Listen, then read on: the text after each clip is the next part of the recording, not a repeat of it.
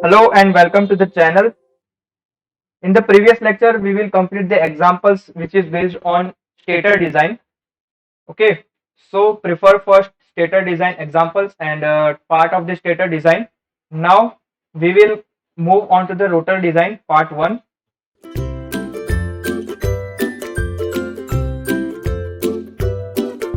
Part 1 in which we learn about the rotor design. How may in the previous lecture we know about we have two types of rotor. Okay, first is squirrel cage. First is squirrel cage and other is slip ring type. Slip ring type. Okay. Most of the induction motor are squirrel cage type. These are having the advantage of rugged and simple in construction, comparatively cheaper. Okay. However, they have disadvantages of lower starting torque. Okay. But in this type, the rotor consists of a bar of copper or aluminum accommodate the rotor slots. But in case of slip ring induction motor, the rotor is complex in construction and costlier with the advantages that they have the better starting torque.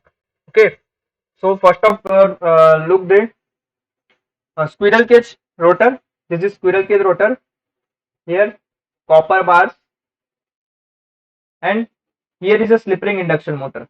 Which here is the slip rings available at the shaft of the rotor. Okay, compare if we can compare the both the rotors.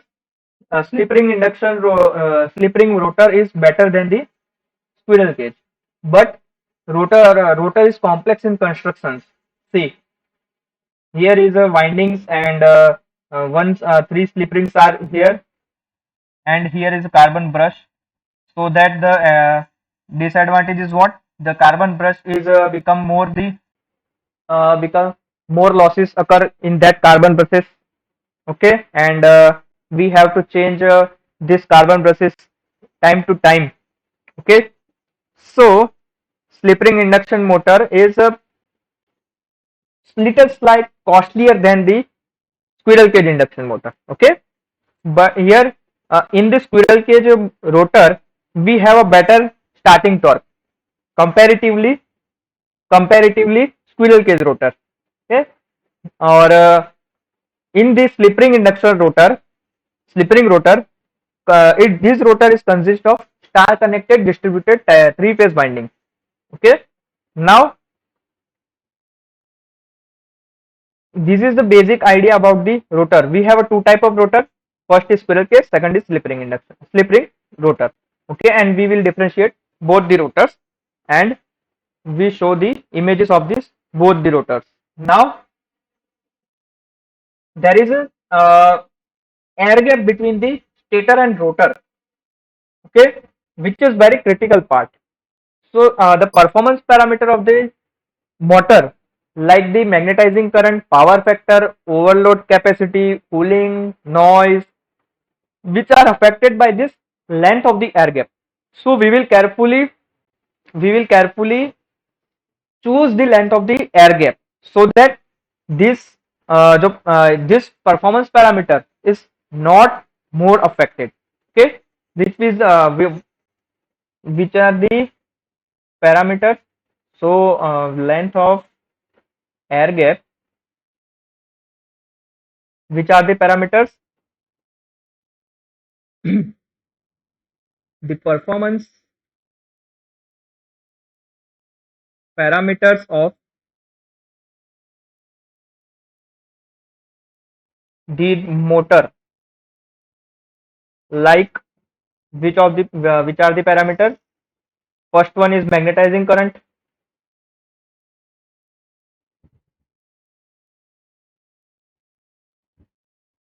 second one is power factor,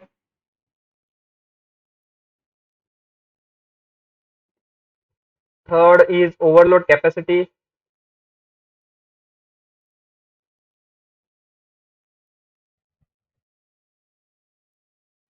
fourth one is cooling, Fifth is noise. These five parameters are affected by the length of the air gap.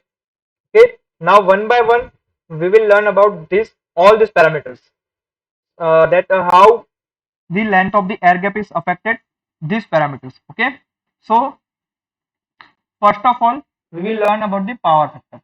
What is the power factor? Power factor. First is power factor.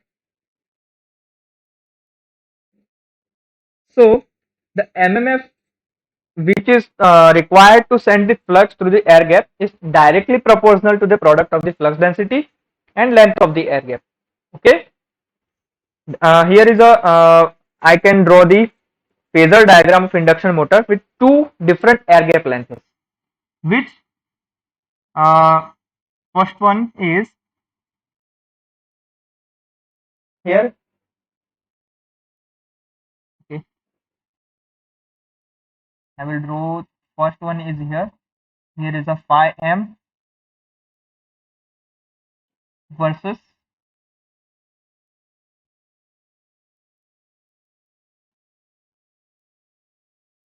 Vs. Okay,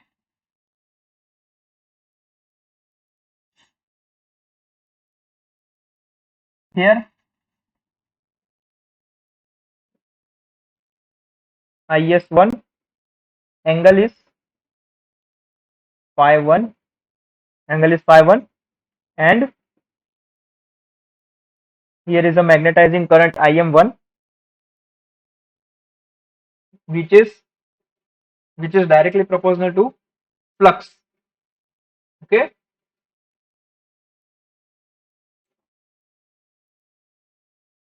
here is a IL1, so resultant is here and here. This is resultant current, which is I denoted I01. Okay, here ER, and here is IR1. Okay, there is a rotor current here and here also. Okay, so phi 1, this angle is denoted the what denoted? It is denoted the length of the air gap. Okay, angle between the air gap means current and voltage, which is affected by the length of the air gap. Okay, now second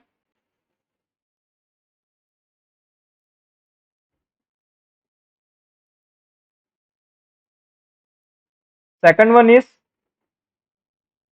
different air gap.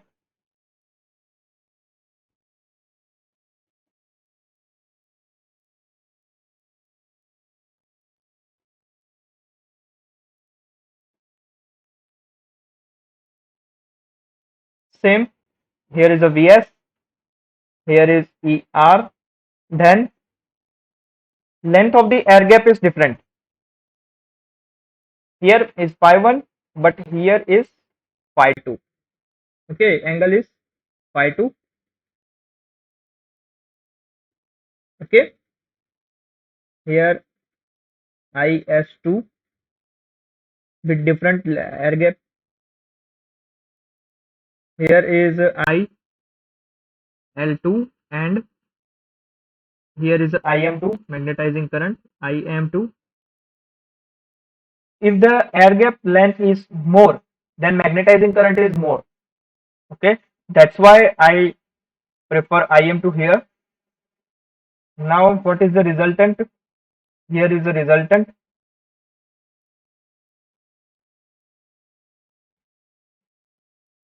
I02.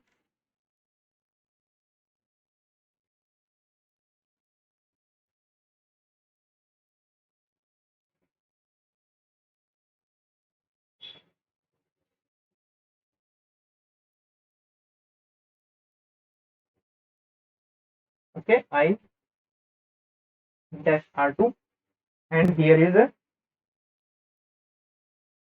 IR2. Okay, so phasor diagram of an induction motor with two air gap lengths, which is I denoted here. With increasing the air gap length, magnetizing MMF is also increased. That's why IM1 is less than the IM2. Okay.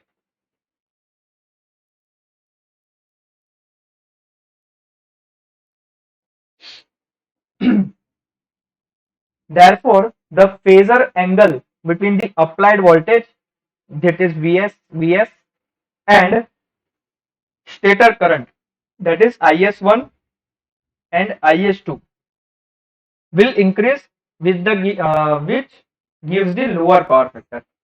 Here, more air gap length is give lesser power factor. Okay, so I will write here more air gap length gives lower power factor. Okay, lower power factor gives the more losses, and more losses becomes the efficiency, lower efficiency. Okay, so power factor is improving by the decreases the length of the air gap. Okay, now second one is overload capacity. What is the overload capacity? Overload capacity of induction motor is ratio between the maximum output to the rated output. Okay, so second one is overload capacity.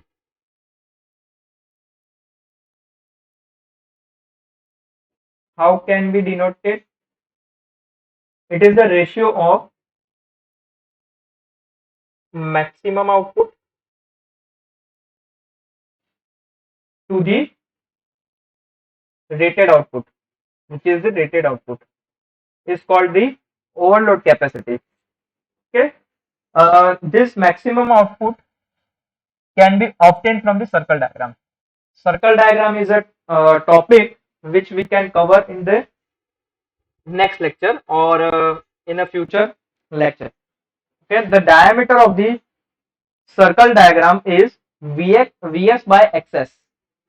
Okay, the diameter, here we can write maximum output is obtained by the circle diagram. Okay, and the diameter of the circle diagram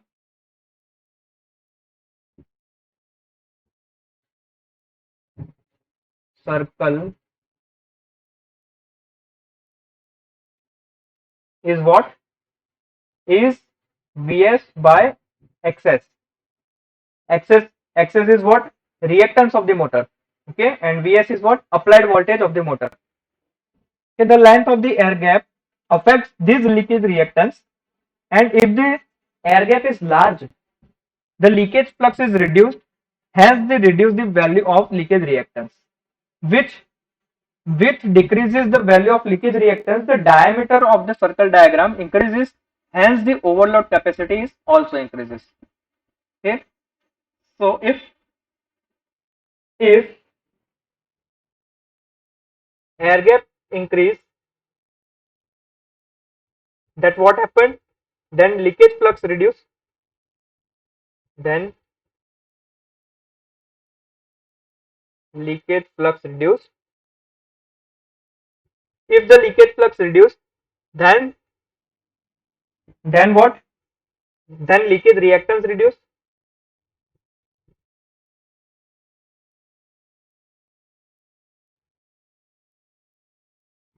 If leakage reactance reduce, then diameter of circle diagram is increased.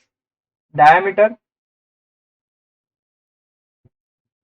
of circle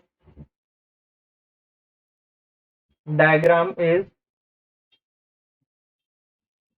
increased. If diameter of circle diagram is increased, then what happened? Then overload capacity is increased.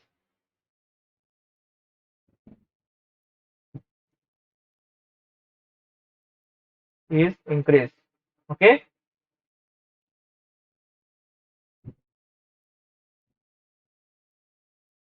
So in this lecture we will cover the two topics. First one is power factor and second one is overload capacity. Other that is the cooling, noise, pulsation losses. Okay, these parameters we will cover in the next lecture.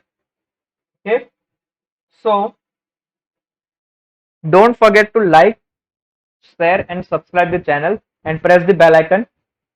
So new video is come, then you will get the notification of that video. Okay, see you in next lecture. Till then, Jai Hind.